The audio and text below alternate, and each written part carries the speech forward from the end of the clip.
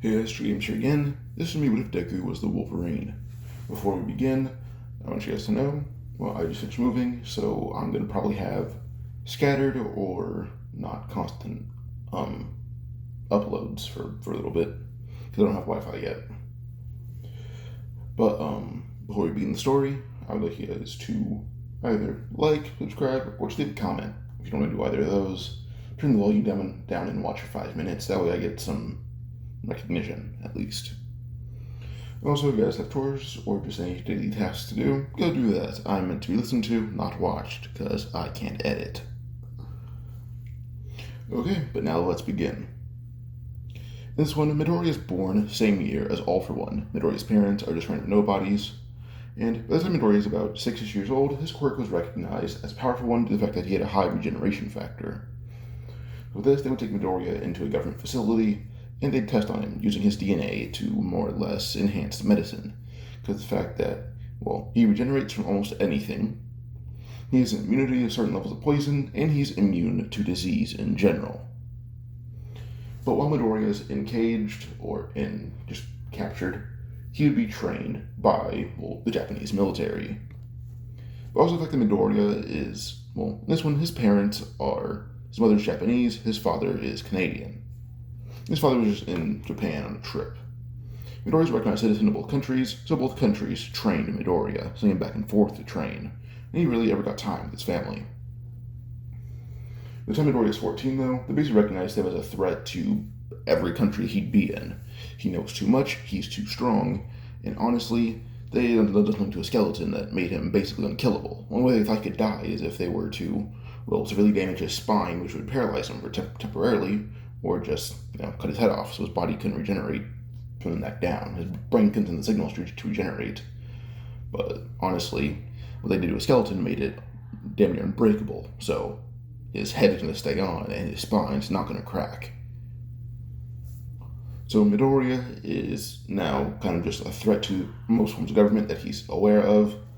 Point where we go on his abilities, I'll go on those later, actually. But Midoriya is frozen, so to say. They basically tell him, like, hey, step in this container, we're going to test it out on you, and he's used to being a guinea pig, so he stepped in the container and be frozen.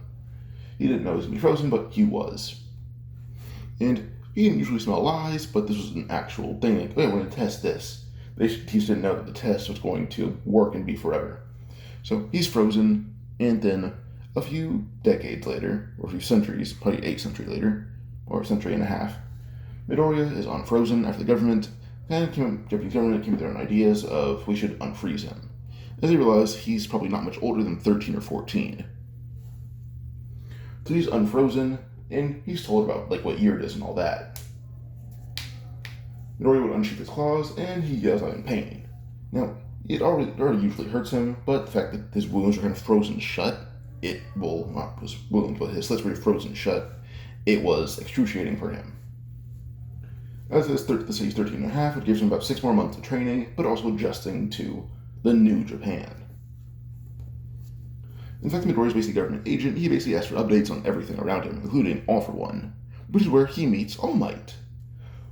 All Might questions how Midoriya knows about All For One, and Midoriya mentions that if he proves to be a government pawn, they'd send him after All For One to kill him, but Midoriya didn't really play well with the government, so they didn't, and they just froze him. Instead, he guesses. So, All Might and Midoriya should go to a bit of a sparring match, and All Might seems to be a classic Midoriya in terms of strength, speed, all that. But to everyone's shock, Midoriya is much more durable, and he's much more skilled than All Might is. That's where they realize that Midoriya, he was basically augmented to be the perfect human, at least the perfect fighter for the government. And with Midoriya's regeneration and durability, All Might stood no chance. At 13 and a half, he beat All Might into the dirt with really no effort. Well, not no effort, but took him less than 5 minutes. At this point, All Might is still weakened, but yeah. So actually would make Midoriya All Might's, to make him a sidekick. Midoriya would decline, and he says he wants to try to live a normal life, as he's never had a chance to do that. At least not that he remembers.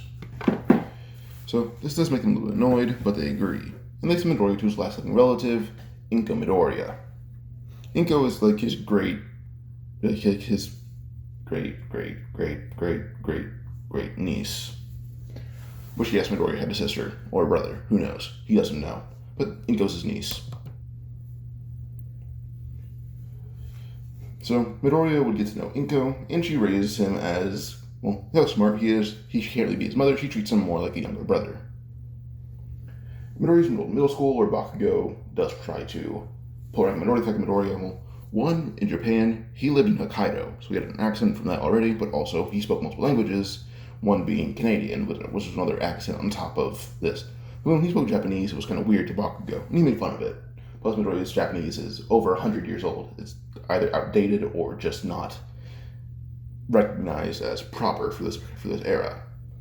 So, basically, two accents combined with old speaking. It's like basically incorporating our, like, if you speak English, it'd basically be incorporating the 1920s English into now, which is going to include slang, different accents, so on and so forth, and a lot of slurs, I guarantee it. But for Midoriya, when Bakugo tried to mess with him, Midoriya kind of just gave Bakugo a swift uppercut that everyone had heard break up Bakugo's jaw. Now, Midoriya pretty easily became the head of his school, and by the time it came down to, like, the UA thing, everyone didn't really doubt Midoriya. He was strong, he was fast, he was smart as all hell, to the point where All Might recognized him as an equal, if not smarter.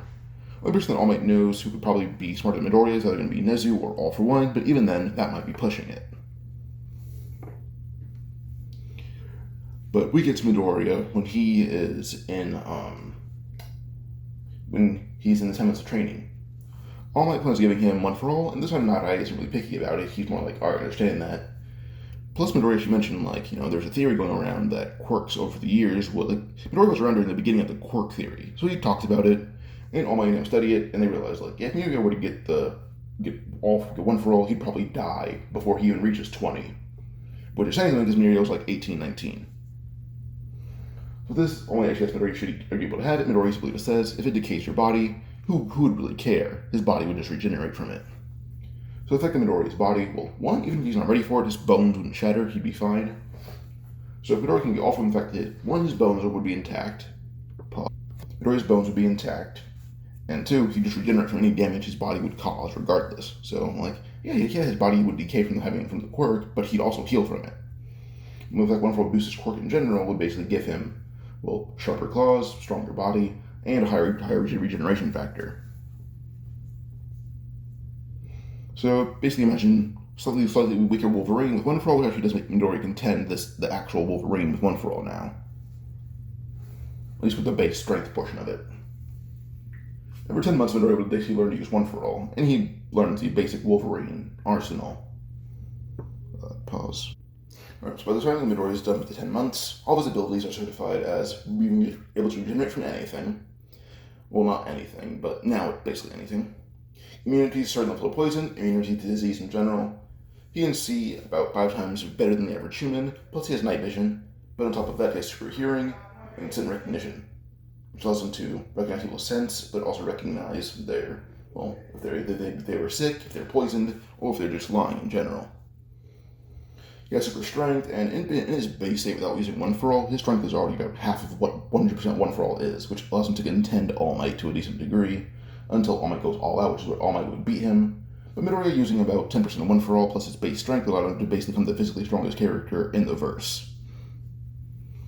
He has super stamina to the point where he can basically hold his breath for minutes, but also like around 5 to 10, but also, well, he can just fight for days on end, if not maybe a week or two.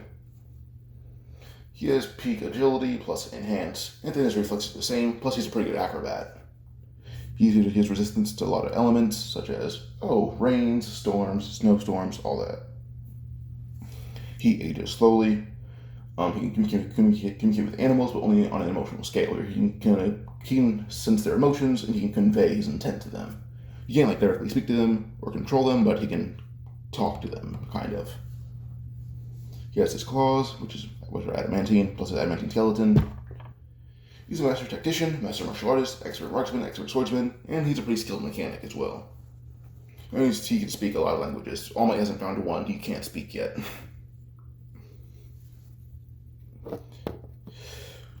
And then we go on to Midoriya going to UA, where Midoriya would basically take the entrance exam, and when he goes there, Bakugo is aware of who Midoriya is. Bakugo is more like Midoriya's lackey more than anything else. The written test, Midoriya pretty easily would pass out on difficulty. And when it came to the question Ito would ask, Midoriya would kind of shut them out, saying, "Why the hell is there a 0-point robot? Were we not supposed to fight it or something?" And immediately Ito tries to recommend Midoriya for cussing or just swearing at the teacher. At least Midoriya would reach over and slap him, tell him, "Shut up and sit down." And Ito would immediately sit down, as Midoriya slapped him pretty damn hard. And I thought, President Michael, some Midoriya, don't hate your classmates, but explain that. Yeah, you're not really supposed to fight it, but if you're strong enough to fight it, you should do it. Midoriya nods and goes back to his paper. With a written test, Midoriya basically scores number 1 overall, having basically breaking any record in UA history for the written test. And then we move on to the battle test. Midoriya senses people being nervous, but particularly Araka, a girl who helped him when he tripped earlier. Midoriya walks over to her. Ito tries to tell him buzz off. Midoriya pushes Ito to the ground and talks to Araka, calming her down pretty easily. Now, immediately when the gates open, Ito would burst out, but Midoriya ran all fours, pretty easily keeping pace with Ito. Ito thought Midoriya was an animal until he realized Midoriya was actually sniffing the air. He realized that Midoriya slapping him was honestly a primal instinct. Midoriya has a lot of those. So Midoriya ran around on all fours, not even slashing at robots, he's just punching them to pieces. And he can do just that. He's physically just that strong without using One For All or his claws. Midoriya already scored, basically broke All Might's record for the points, but when he came to the 0-pointer and Araka getting trapped, Midoriya can get Ito, tell him to get the girl, he'll make sure the robot doesn't crush them. Ito does just that, and he runs and grabs Araka, clearing rubble off of her. Midoriya jumped building to building before getting to the robot's knee and cutting it clean off, cutting it from the knee down clean off. Pause. Sorry about that. Alright, so Midoriya cut off the entire lower one leg of the robot, but he would use his natural strength plus a little bit One For All to use the severed leg to smack the robot's head off, which was a pretty easy thing. The robot was defeated, Araka was saved by Ito, and Midoriya and Ito both get rescue points. Let me just take a break real quick. Okay. So we go on to after the exam, and Ito realized he'd gotten rescue points. And the clip showed that Midoriya and Ito had rescue points, and Midoriya, honestly, he knew there was some form of rescue points. Because in his opinion, he's like, why would there be a hero test without acting like a hero? Fighting villains isn't the only portion of being a hero. So Midoriya knew he'd get it, so he decided to share the points at Ito, because he felt bad for hitting him. Well, he didn't, but he should apologize. Midoriya still treats Ito like a kid. Well, Midoriya treats everyone like a kid. He's old as all hell. Well, actually, he doesn't treat All Might like a kid. If you're older than him physically, he doesn't treat you like a kid, but you have to have the matching intelligence for your age. For Inko, he treats her as kind of an equal. For Ito, he treats him as a kid. So, once that happens, on the first day of UA, Midoriya is in 1A, and Ito would thank him for the rescue points, asking him if he knew that was the idea. And Midoriya simply just said, it was an assumption. Why would there be a hero test without being an actual hero? Fighting villains is the only thing heroes do.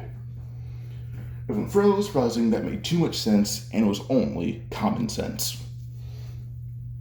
Everyone kind of blanked, putting their heads down, realizing they could have all scored so much higher. But then to everyone's shock, Baku revealed he had 20 rescue points. Midoriya simply just said, my beatings paid off, didn't they? As in middle school, as I said before, Bakugo was Midoriya's lackey. Midoriya couldn't really train people besides All Might, but also the fact that Bakugo wanted to challenge Midoriya constantly. Bakugo was much stronger, a bit smarter. He thought really well. I'd constantly compare Bakugo to, I compare Midoriya as Wolverine, Bakugo as Scott Summers. That's kind of where they line up. But, well, canonical Wolverine would probably still mop Midoriya, he would mop Midoriya and Bakugo. And then Cyclops would probably mop them both. Or, well, less on Midoriya, it'd be a closer fight than you'd think. One thing this version of Midoriya has on Wolverine is his speed and healing factor, but even then, Wolverine definitely has better skill. So, yeah. But now we move on to meeting Aizawa, and when Aizawa was about walking into the sleeping bag, Midoriya simply said, "This is my kind of teacher," and he just laughed. The quick apprehension test, Midoriya threw the ball, and in his base strength, he already threw it farther than canonical Midoriya did. But when he did, he basically broke every possible record. He got second place to Araka. For everything, he would get second place. Because Midoriya has military training, he's used to these kind of drills. So at the end of it, Midoriya scored number 1 overall, only getting second place once, and that was to Araka. For grip strength, he beat Shoji by a decent mile. For the side jumps, he beat Mineta pretty easily. He got everything in the high. Second place, Shoto. Third, Bakugo. The version of Bakugo is as strong as he is, I would say, by like the time of... This Bakugo can pretty easily mid-diff his, like, sports festival self. So I'd probably compare him to, like, the Forest Arc version of himself, so, yeah. But now the next day we'd have the test, and Midoriya is, like, he was basically told that Midoriya was trained by the Hero Commission. So with this, everyone kind of viewed it as unfair he'd be able to fight them. They actually brought in Shinso earlier, because he's a strong quirk, and they want him to evolve. So with this, they actually would bring in Shinso, the fact that I already kind of explained this, but I'll explain it one more time, but in a different way. Midoriya being trained, like, to be beyond what heroes do. He was basically trained to do the hero's dirty work. So to bring in someone who can bring in that neutrality is Shinso.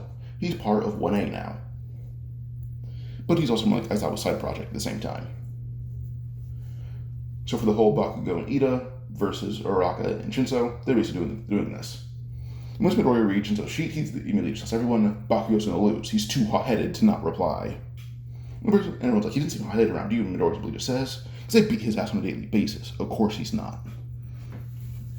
And Midoriya was right. Shinso pretty easily incapacitated Bakugo, and when Bakugo tried to recover, just pretty easily handcuffed him, then he's out of bounds, but he's stooped. Now, when we came down to Ida was able to more or less evade the question, not really replying, but countering. Eventually, Uraraka actually touched Ida, making him go in the air, and he didn't really have control of his momentum and flew out the window. No one really got VIP. Well, Ida did, but it was kind of very lackluster because he fell prey to Uraraka, who's a very obvious quirk. In order to participate, he was more or less just the judge for this. And when Bakugo returned, everyone told him that, Midoriya kind of called that you'd be pretty easily beaten. Midoriya simply just says, Shinso should probably ask different questions, one that would elicit replies instead of just normal ones that people don't have to reply to. He pointed out how easily Ida countered the questions. And he says, Ida wasn't even trying, that's just his nature. And Ida definitely isn't the smartest, so people would definitely figure out your quirk pretty easily. I figured out that even reading your file. So Midoriya now kind of is going to train Shinso a little bit. Next up, the USJ. As they're in there, first for the hero suits, Midoriya didn't really wear a hero suit the first day. It says it was being made to, he already has the healing factor, but they're making him a durable suit to withstand his one for all. And that took a while. He does his hero suit, he gets the yellow and brown suit. And yes, I'm basically making him more Wolverine than Deku, as Wolverine's the opposite of Deku. But for the USJ, Midoriya has a suit on, and everyone thinks it's pretty badass. And asks him what his hero name, and he simply says he had a code name. Or he has a code name for military training. But no one knows how old he is, they just know he's military trained. He says he'll probably be using that. But for the USJ, when all the villains pop up, first when appearing in the portal, Midoriya sniffed it and simply just said, there's hundreds of villains, watch out. As I noticed this, and he knows how to doubt Midoriya's nose. So he actually asked Midoriya, can you open the door? And, someone else already trying, realizing it was locked. And Midoriya literally looked at Bakugo and said, punch it. And Bakugo did punch the door wide open. And everyone burst out, and before the villains were able to see this, all the class 1A was easily out, aside from Midoriya, Aizawa, and 13. As Aizawa knows, Midoriya is not a student, or if he is, he's not an average one. So with this, we go on to Midoriya going on to help fight all the villains. Kurogiri trying to to warp 13's black hole around her. Midoriya jumped away, taking a lot of the damage, and everyone sees the healing factor on full display. Kurogiri had to retreat because Midoriya was taking all the damage and being completely fine afterwards. Well, 13 only had their suit damage, nothing more. Kurogiri tried to teleport all of 1A because he saw them outside, or knew they were outside. When everyone's first in, Midoriya teleported into the water area. Immediately in the air, he could see how many villains were in the ground, or of course the ground, so he would immediately sniff the air and yell out for Suyu as he could smell her. So he would jump in the air, grab Midoriya, and with Mineta by her side. Midoriya basically do a 100% smash into the water, and in fact his one for all strength is much stronger than even any version of himself in the series. That basically created a giant whirlpool that explodes and all the villains in the water everywhere. Midoriya threw Suyu and Mineta out by the door, and Suyu catches them both because she gets sick to things. Midoriya would land right in front of the Nomu. Midoriya sniffed it and simply just said, this is going to be a fun fight, isn't it? Nomu and him both clash for a punch, and Midoriya blow apart the Nomu's arm as he's one for all. But when Midoriya realized that his shock absorption, he realized he didn't have to end the fight quickly, he just had to hold it off while everyone else fought the villains. Midoriya unsheathed his claws, not even trying to use one for all, trying to mainly just stall the Nomu, as he knew this was a different kind of thing now. So he began cutting apart the Nomu, and it basically resembled a fight between Wolverine and Hulk, but if Wolverine was stronger. Even Shigaraki tried to jump in, but Midoriya would basically just use one hand at Nomu, and punch Shigaraki in the face, knocking him out pretty easily. So Kurogiri had to teleport him and Shigaraki away pretty quickly, and then the villains were pretty easily just being noticed by everyone else. So everyone thought it was funny that Midoriya was fighting the Nomu like this. And Kaminari was the one who made everyone laugh by calling it, well, kind of looked like a bull riding to him. But Midoriya cut off the head of the Nomu, and then he lands. And he got the Nomu's brains, but just crushing it, which does kill the Nomu. So with this, everyone had thanked Midoriya, because, well, he was pretty easily able to have a plan. Even though it didn't work out too well, it was a good one. But Midoriya just basically keeps sniffing the air, and he tells them he knows the scent of Kurogiri. Now he's memorized it. I thought the question, like, isn't it just a mist? Midoriya says, now there's a human in the mist. So Midoriya walked away, as he confirmed that Kurogiri, like, he already knew that Kurogiri is there's a person in there, and he's just not a sentient ball of mist. Or smoke. And except small break in the sports festival. For that, honestly, before the sports festival, Midoriya's allowed to participate, and for the speed thing, I would say that Midoriya's probably still gonna be number one. He doesn't even need one for all. He's just told don't use one for all for this entire thing. So Midoriya's just running on all fours the entire time, and Bakugo's explosion, and Todoroki's just running or gliding with ice. Midoriya's still tend to be tiny bit faster, but they do admit that Midoriya's his speed would be his weakest stat in his base form. When it came down to the ropes of that little hole, they see Midoriya's acrobatics on display, and they realize he's a jack of all trades. He's really athletic. And when it came to the robots prior to that, Midoriya just ripped them all to pieces. There's 0 pointers. He ripped them to pieces with his bare hands. It wasn't really a hard thing for him to do. And then when it came down to the mines, Midoriya really just jumped on a mine and got launched forward. So this Midoriya has his 10 million points, and for his team, he assembles, the same group minus Hatsume. Instead of Hatsume, he uses Shoji. So, yeah. As you can tell, Hatsume was going to use him, and he doesn't like being used. So, yeah.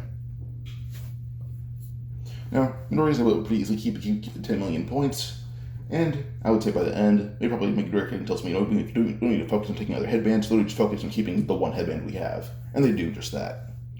And Bakugo's not dumb enough to attack Midoriya, he knew better. But now for the fights. The first fight, I would probably see, when it came down to Midoriya versus Shinso already knew Midoriya was going to be a hard fight. We tried to ask some questions, Midoriya didn't even answer. But he's all told Shinso he'll oblige him on one question, just make it interesting. Shinso did just that. Midoriya answered it, being brainwashed. Shinso tried to tell Midoriya to back out of bounds, but though they tried to tell Midoriya that, Midoriya broke mind control, the fact that he has a natural resistance to such things, or brainwashing. And he told Shinso in the most calm voice ever, walk out of bounds by yourself, or I'll beat you. And Shinso would just walk out of bounds peacefully. Which should surprise everyone, that Midoriya is just that commanding in terms of presence, which already got him a lot of votes. But then it came down to Kirishima and Tetsu. Midoriya looked at Kirishima prior, and Midoriya does help out his class a lot. As they're his allies, he's kind of like the head of the class, he needs to help them out. Because he views everyone like kids, and kids need guidance. When it came to Kirishima, Midoriya kind of sees Kirishima saying, you need a certain amount of like minerals to keep your hardness up. And he says, yes. Midoriya then tells Kirishima, Tetsu probably does too, and I haven't really seen that guy eat anything. I'm analyzing everyone. He hasn't eaten anything. You should eat more. And he hands Kirishima a bar high in minerals, stuff like that. And same for a drink. Kirishima chugs it, and his hardening is basically at its peak now. Even him versus Tetsu, they were being a draw. It was a very close victory for Kirishima. Instead of being draw, no, just an extreme diff fight. And he did tons of to Midoriya. Midoriya did one back, and Kirishima jumped up to the stands, Midoriya pulling him up all the way. Uraraka and Bakugo. Midoriya was told Uraraka, and he didn't give Bakugo any tips. Bakugo doesn't need them. Midoriya trained him for an entire year prior to this. So with this, you told Uraraka, focus on graphic, not even camping in combat, focus on using rubble and then using the rubble to levitate as a shield. This Bakugo creates a lot of rubble, or debris. She agrees, but also tells her, if you get close enough, hit here, here, and here, running the liver, the neck, but also flipping him. And she agrees. And for this fight, she did just as Midoriya told her, and it basically led to her actually using her knuckle and then doing it into Bakugo's liver, and then chopping him inside the neck and trying to flip him, which did work, but he knew this was Midoriya's doing, so he knew how to actually withstand it. And he let it slug best between Bakugo and Uraraka for a little bit, her being able to actually dodge more often. By the end of it, Bakugo was still beating her, in fact that he was much more durable and had much higher endurance. But it was a much closer fight, which everyone did acknowledge. So Midoriya only helped Class 1A fight Bakugo and nothing more. But we go on to Midoriya versus Todoroki now. Midoriya has fight Todoroki. Even though he told Todoroki, you should go all out. Todoroki tried to decline, but Midoriya simply told him, why don't you use your flames? Because it's Endeavor's quirk? And immediately Todoroki said, yes. Midoriya then told him, that's stupid as shit. Todoroki was confused, so Midoriya said, Endeavor's quirk is called Hellflame. What's yours called? Midoriya told Todoroki, even in name, your quirk isn't Endeavor's. Your quirk isn't as hot as his. And your quirk, well, it's in your body, not his. Quirks are tied to a person. Your quirk is tied to you. Why would it be Endeavor's? Todoroki was forced to see common sense and realize Midoriya was right, so he went all out to begin with. He would basically flash fry Midoriya, but Midoriya pretty easily dodge it. Even when Midoriya was frozen and burned, everyone saw him recover pretty quickly. Well, they saw him recover, not his clothes, but at the end of it, he's butt naked, and Todoroki's on the floor with a giant fist in his face.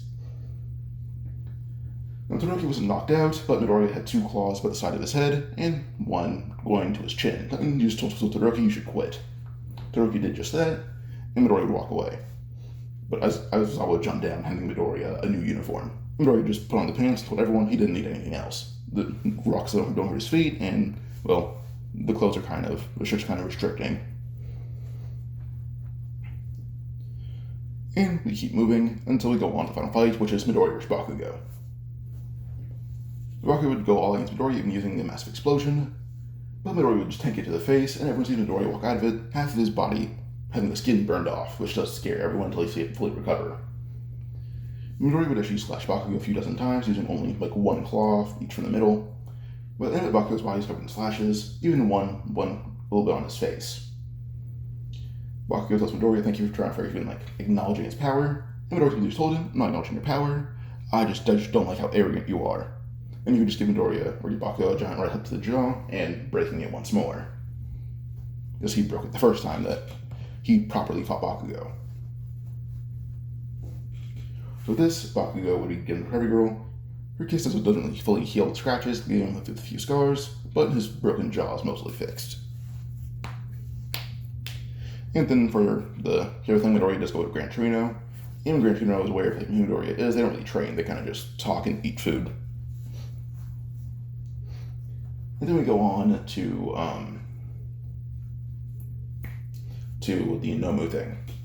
Midoriya and Gran Torino are on a train, and when Nomu bursts in, almost immediately Midoriya would appear, cutting his head off, and then he would just tell Gran Torino he's gonna go handle the city, and tells Gran Torino, focus on evacuating. Torino just nods, and Midoriya would jump out of the train, and he would run around slashing down not heroes, but Nomus who were fighting heroes. Eventually, they would find Ida, who was fighting against Stain. When Stain went to actually stab Ida, Midoriya would catch Stain's blade, and Stain tried to actually, try to jerk away from Midoriya, but he couldn't get his blade out of Midoriya's hand. He even tried to pull upwards, and even when he cut Midoriya's hand, the wound pretty quickly stopped bleeding. Stain realized he was finding someone with a healing factor, and he tried to lick Midoriya's blood off his blade, only for Midoriya to shatter the blade, where the blood was. Stain tried to fight Midoriya even using more and more swords, but Midoriya would pretty easily grab Stain's broken blade, and using just only half of it left, and pretty easily cut down Stain with no difficulty, showing off his mastery over weapons. Stain hit the ground, coughing up blood, hardly able to stand with all the cuts he was given. And he did try to actually fully stand up one more time. Midoriya would extend 3 blades, shoving him right into Stain's spine, and then ripping upwards, pretty badly damaging his spinal cord in general. Though now Stain is kind of permanently paralyzed. And Ida looked at Midoriya, having a satisfied smile, knowing why Midoriya would do that to Stain. Midoriya picked up Ida and Native, and then he'd bring them outside so like someone can help them. So he basically called like emergency services. Stain is arrested, and Ida and Native get help. And Stain actually knows Midoriya as a real hero, but way too vicious. You know, he was doing this to save people, but he was avenging a hero. So Stain was kind of on the fence about Midoriya, but he acknowledged he was a scary opponent to fight. Pause. Okay, sorry about that. By the end of this, Midoriya basically cut down majority of the numbers in the area, and up close, Endeavor realized Midoriya was like a scary opponent, and he tried to actually recruit Midoriya. Todoroki was a bit nervous to see what Midoriya would say, which everyone shocked Midoriya to punch Endeavor right in the face, over and over and over again. By the time he was done, he would try to pull him off of him, only be pulled with the punch. Midoriya just told Endeavor he doesn't like people who beat kids, or beat women, let alone kids.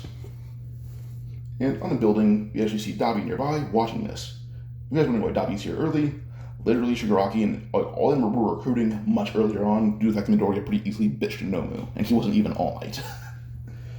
So Dabi, Toga, twice, all of them are already here. And Dabi basically told him, like, watch Midoriya beat on Endeavor, and he kind of acknowledged that Midoriya is a pretty cool guy. Pause one more time, sorry. Alright, well, I've mentioned Midoriya's hero name, and instead that they decided before the final exams, where they have to actually fight like heroes. Midoriya would basically put up like his hero name, and he calls himself hunting hero Wolverine, or the Wolverine. Everyone likes that name, and Midoriya, everyone calls it pretty badass. But also for the last president, they do select Midoriya as well. He's, yeah. For final exam, when it comes down to studying, Midoriya would pretty easily get number one without even trying, so he's helping everyone else study as much as they can. And when they do take the written test, everyone passes. But also, Midoriya doesn't jot down notes in a book for quirks. He doesn't do that. Because Midoriya doesn't view that as nerdy. But instead he can find ways to improve quirks. So for a week with characters like Hiroshima, he basically trains everyone for an entire week. Hiroshima basically punches him over and over again, telling him, focus on how fast you can regenerate your rock. Until eventually Hiroshima would unlock Red Riot Unbreakable. But also Midoriya would tell him, he'd teach Hiroshima his leap ability, which Hiroshima would actually take to heart.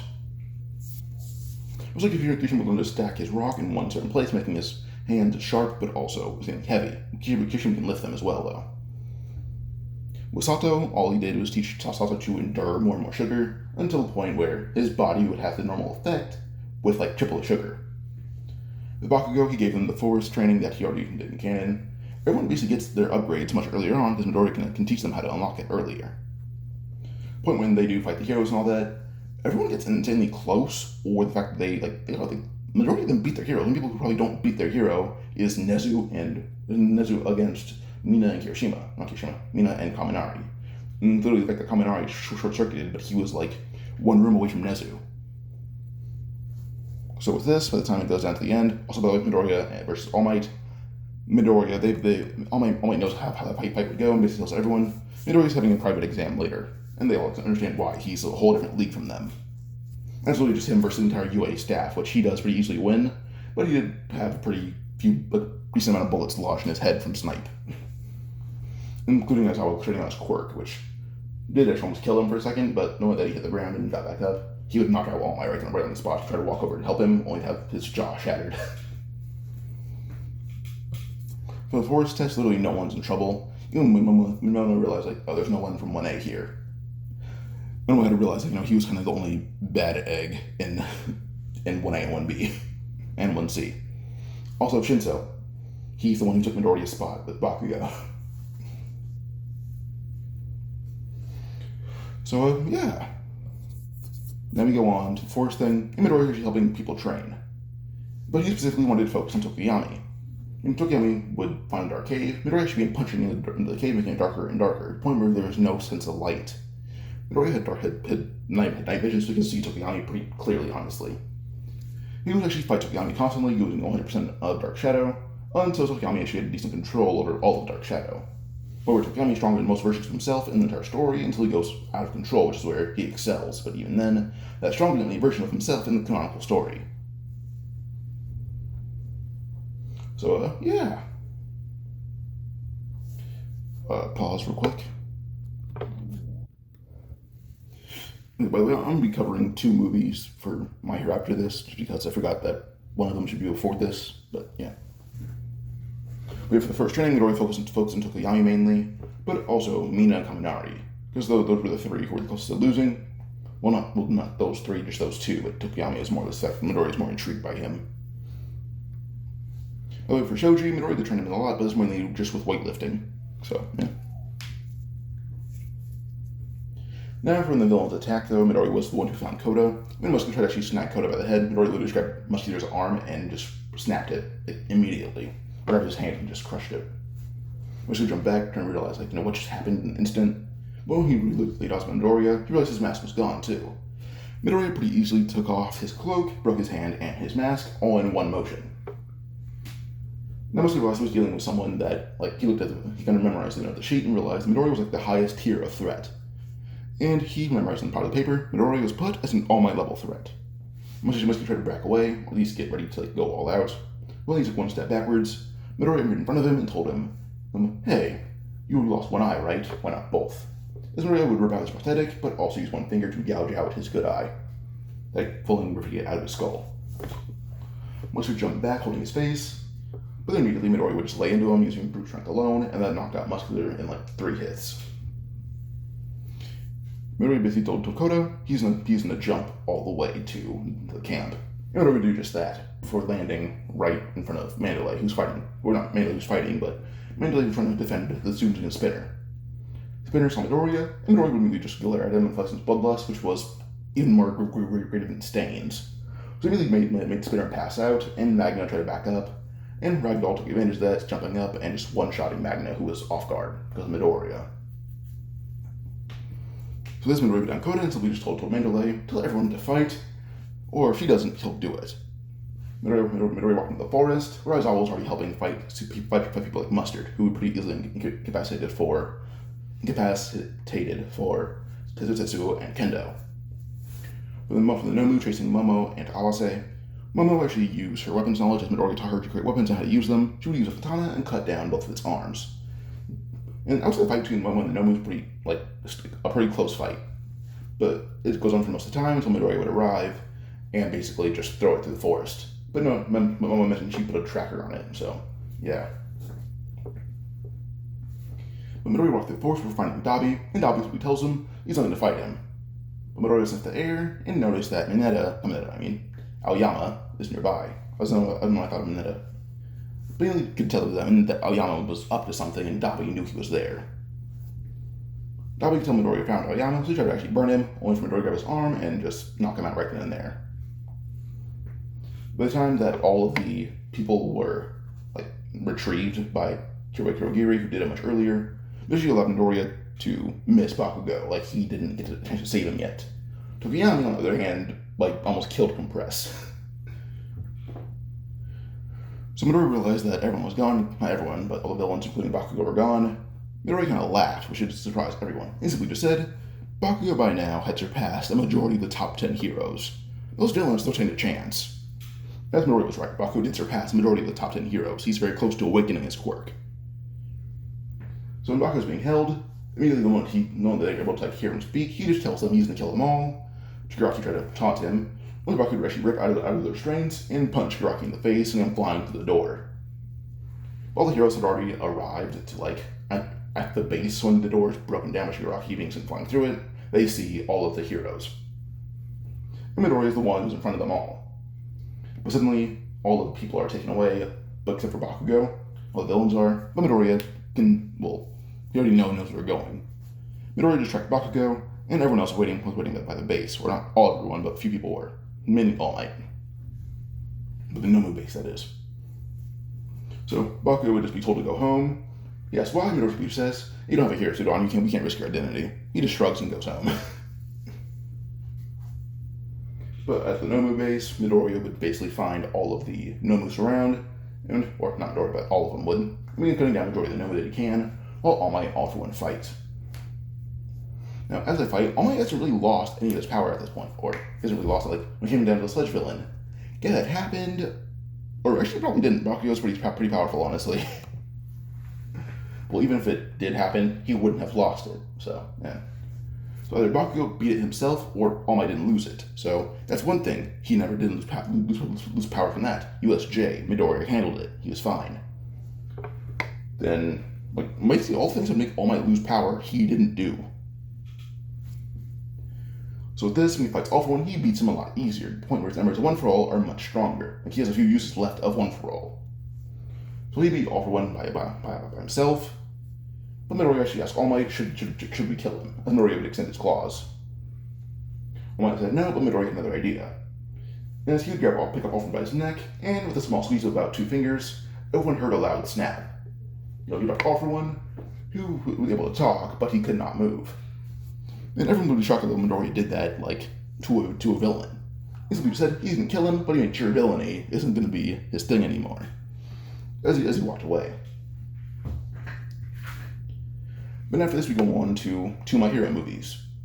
One of such being the one with Melissa Shield. And this is where Midoriya would actually be told about how his skeleton works, as he was not fully aware of how it worked in the first time. But I would say lots of movies, honestly, just anyone who's involved in this movie, 1A, they're kind of just bodying everyone left and right. It's really no effort. It's not a hard fight for them to do. When you came down to Wolverine, when you came to that guy, Midoriya pretty easily beat him by himself. It wouldn't be a hard fight. All Might is not needed here. Kind of focus on evacuating the entire building, and Midoriya fights Wolverine, and would pretty badly injure him by impaling him in the chest with his claws, but not hitting any vital organs, if not just scratching them pretty badly. Oh yeah, they're scratched, he'll live, we just give him immediate treatment, and they do just that. But that movie's honestly a complete bust for the villains. They fought a much stronger Class 1A. And then for the 9 movie, 2 Heroes Rising. For that movie, that was... So first we come down to the guy with the mummy ability. When it comes to the fights, first he tried to fight Bakugo, or at least to capture him. Bakugo was close to awakening his quirk. And this movie being canon, would probably be the moment he awakens his quirk, and he beats the mummy guy pretty easily. Chimera, Todoroki was probably not Todoroki, probably pretty sure it was Kirishima, and I just know, was Shoji, Ojiro, and a few other fodder characters in Class 1A. But Choji's flexible physical strength should be able to actually outmuscle Chimera and knock him back. Chimera retreats the fact that Shoji's the one who's beating him pretty badly, but Ojiro's martial arts skills also threatening to him. With those combined, strength, skill, but also probably Tokiyami being here, I believe, that beats him back pretty easily, if not takes him down. Tokiyami actually was there for the fight. Then the chick with the pretty sure slashy hair. She's not really a big threat either, but then more Class 1A being stronger pretty easily beats her. Then 9 versus Midoriya, first fight. Midoriya downright kills 9. 9 tries to take Midoriya's quirk, Midoriya cuts off his hand, and then slashes his stomach open, he's cutting down 9 viciously. Because 9 tried to take a kid's quirk, which could have possibly killed him. So when having a soft spot for your kids, he actually kills 9 out of pure rage. So yeah, by the time that the heroes arrive, 9 is dead. Midoriya simply does not tell them that he's dead. He's this he retreated, he might have just died. His body was weakening with his quirks, apparently. But most of 1A can probably assume that Midoriya was the one who actually killed 9. As he was targeting a kid, Midoriya has a soft spot for said kids. But yeah, after this movie, we go on to the provisional license exam. Midoriya does not take that. That'd be verging on assault for everyone there. So Midoriya honestly just does a whole other separate test, which is more about laws, and he pretty easily aces it, which gives him a hero license, or provisional license. In this one, all of 1A actually passes, so yay. Pause one time, sorry. Alright, now the Jay-Sensei arc. Now, for this arc, all the lead villains have been actually training really hard with Makia earlier on. So with this one, when it came down to Overhaul trying to take off Compress's arm, Compress actually was able to evade, and Bagnet actually repelled Overhaul. So they're actually more on equal terms than they think. So with this one, then we do have people in the villains in Jay-Sensei still, probably being Toga and Twice. But Midoriya for the hero thing will probably be with Night Eye, who acknowledges Midoriya as a possible equal. Not possible as an equal, so yeah. Midoriya already knows Miria, by the way, so it's established. And then at the gates of the base, they kind of look at Midoriya, who actually show off his black whip for the first time. He wraps around his claws, which actually does extend them a little bit, and will basically cut down, like, well, not cut down, but cut open basically half of the building, which is where everyone would burst in. The giant guy who with energy, Midoriya would just leap at him and just begin to just slash him up until he just passes out from blood loss. They go through the building until Midoriya would actually find characters such as, like, Overhaul, and he and Miria find him at the same time. Kirishima and Fat Gum versus Rappa and the one guy with, pretty sure it's like Tengai. Those two go out the barrier. But with Kirishima being much stronger and him and Rappa being actually fighting, he's able to actually use a bit of boxing. As Midoriya does, he just teaches his class martial arts. His classmates martial arts. We can remember Kirishima would actually use boxing, he would actually evade a few Rappa's punches, and use Midoriya's advice, focusing his hardening on only his hands. And when he comes up right into Rappa's jaw, barely breaking it, but also scratching his face pretty badly, blinding Rappa in one of his eyes. Tengai touches his barrier, and for Fat Gum to actually tackle him, and Fat Gum easily takes down Tengai. Leaves Kirishima to versus Rappa, and the fight goes on, and it's a pretty mid to high diff fight for Kirishima. But Kirishima would beat Rappa, and call him a pretty formidable opponent.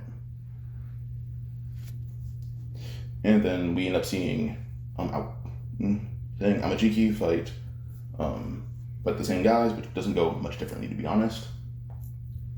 But then Midoriya versus Overhaul. So when these two fight Overhaul, well, one of them alone could have probably done it, or probably not Midoriya, but let's say when it comes down to the guy with the quirk canceling bullet. Now, here's something about Midoriya. 1.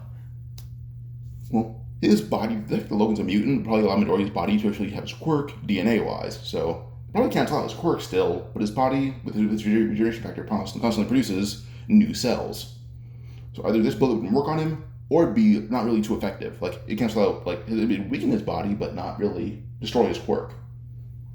I'm going along the lines, he'd probably more or less just regenerate his actual quirk. So he does take the bullet from Mirio. Mirio's like, oh, what about your quirk? As he sees Midoriya's claws retract. Midoriya kind of just smirked and just told Mirio, give him about 10 minutes. He stormed over to the guy with a gun. Like the guy shot at him. The guy shoots more bullets at Midoriya, only for him to just swallow him out of the air with just one for all. He reaches down and throws a guy right at Overhaul, who would actually try to absorb him. The moment that Overhaul was split second to absorb, Mirio would break his ribs with a punch. Then Midoriya would jump in, and growing out half his claws a little bit, and impaling Overhaul to the side, and then ripping frontwards, almost disemboweling him, and only for Overhaul to heal himself. But Nadai, Ryukyu, Neijire, Suyu, basically all the ones who are outside now are inside, fighting against Overhaul. Mirio and Midoriya as a duo was enough, but Midoriya now, who needs time to generate his quirk, he would kind of sit down and watch the fight. And everyone pretty easily manhandle Nadai, Overhaul himself, which was a pretty simple fight. Now Mirio, as he thought, was more or less rushing down on Eri, trying to realize he was just cuddling Midoriya. But we move forward once more, and we go on to the pause.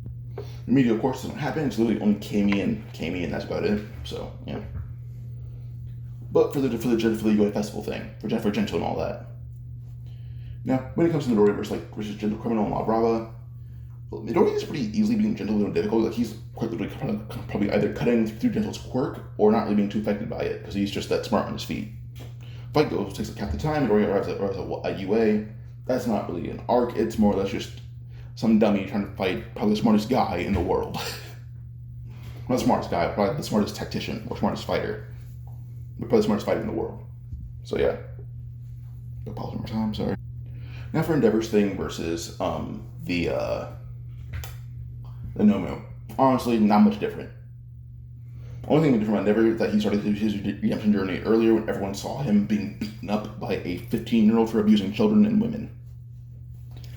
Like, the day later, he's like, alright, well, my face is pretty badly broken, so I'm going to restart on fixing myself.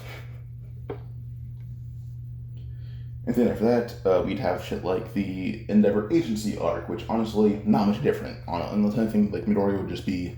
If anything, the only difference between Midoriya is more on top of everything, so, yeah. Then, what else? Paranormal Liberation, when they start that whole thing. Comes down to like little thing, when it comes down to training Makia, they've done that for months now, like earlier. So when it comes down to like fighting Redestro, goes much easier. So, yeah. Pause one time, sorry. Sorry about that. But then it could probably be joint training, which is,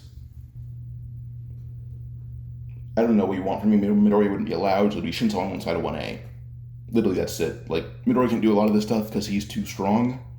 Having 1A do it is just unfair by now. Shinso's in 1A. So there's no split things. It's more like, Midoriya probably can't do this, and Bakugo probably not either. So you should go sit down too.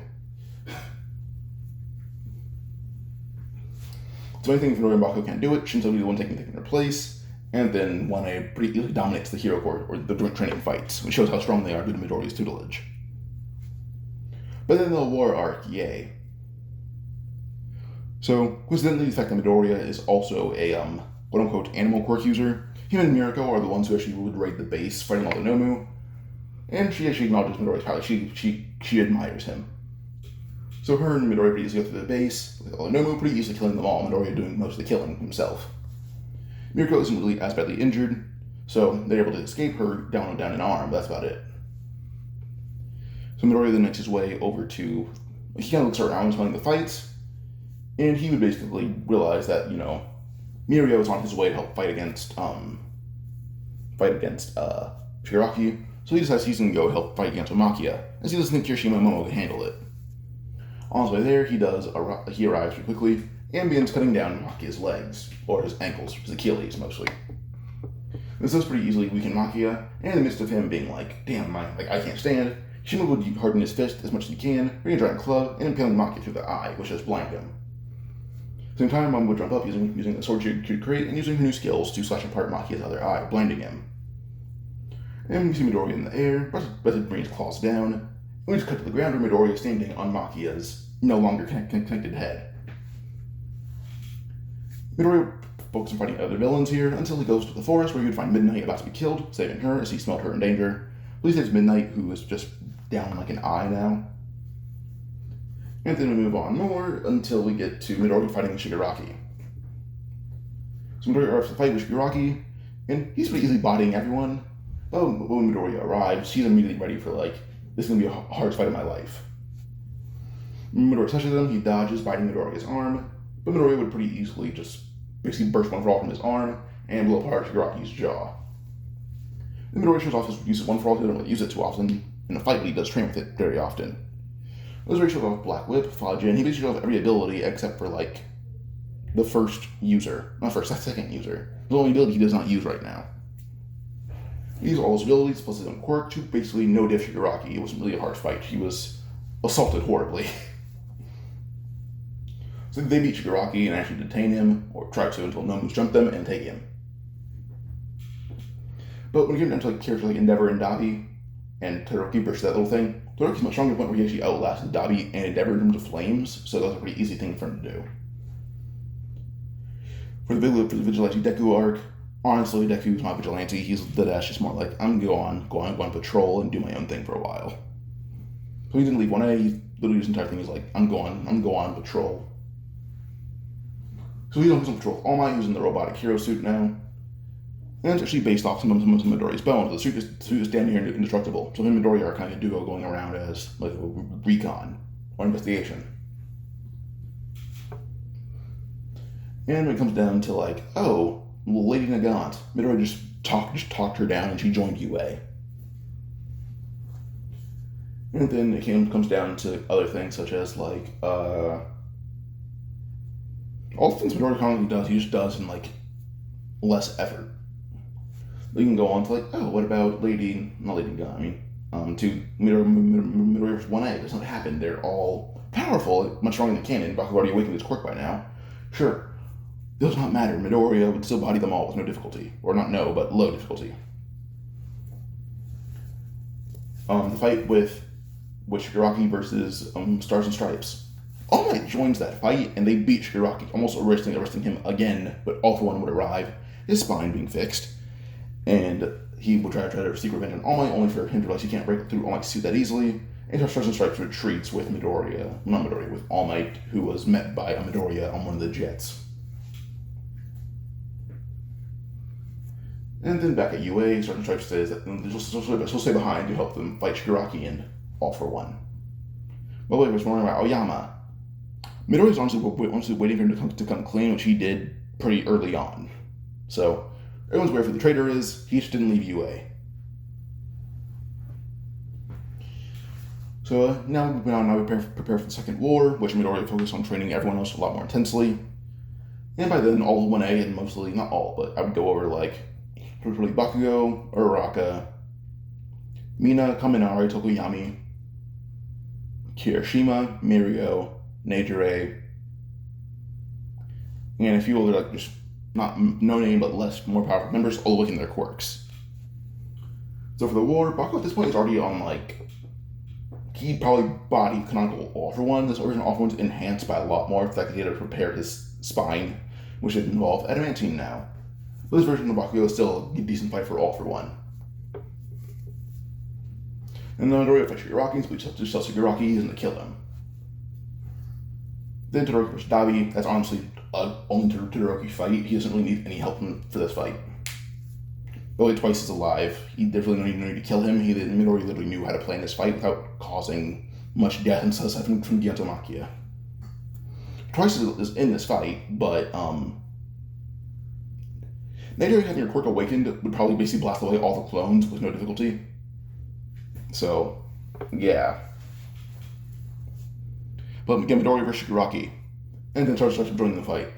So Charizard strikes and Midoriya jumping Shigaraki, who probably a little bit stronger. Cool. Does not matter. Midoriya can cut into pieces regardless. Charizard strike would actually kill. Midoriya would pretty easily kill Shigaraki, but Midoriya would access, who Shigaraki truly was in the end.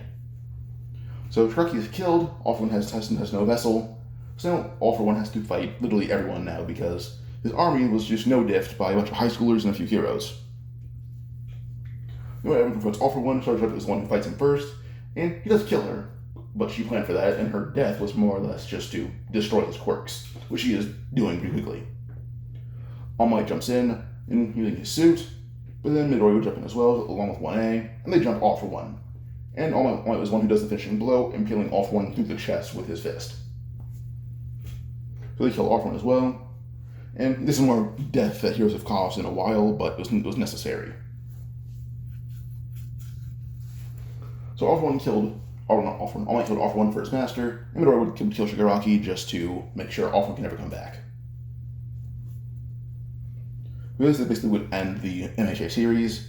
In the future, Midori is the number one hero. In the future at UA, part-time.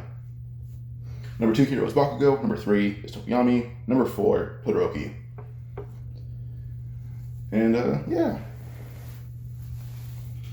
Also for the Hero Commission, Midori works part-time there too, so no more kids get taken like Hawks, Nagan, or Midoriya. Let's end the series here. If you guys enjoyed, like and subscribe for more. Adios.